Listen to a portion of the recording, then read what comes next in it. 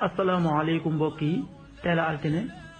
ñaar fukki fan ak ñett ci jumaada saani muy weeru maamu koor ci atum junni ak ñeenti téeméer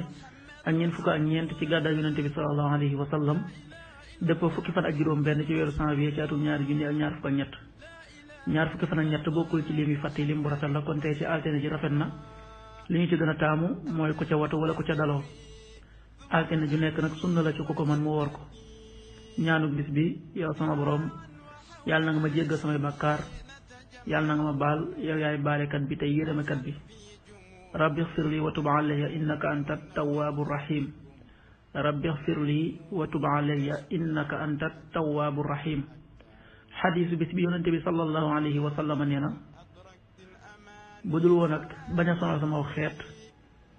kon ma digal leen ñuy soccu ci julli gu nekk xadis bi Buxaari ak Muslim nettali nañu ko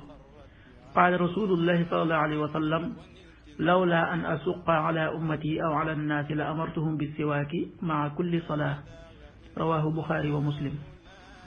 waxtu julli suba waxtoom dana tàbbi 6h17 juróom benn waxtu yu tegal fukki simili ak juróom ñaar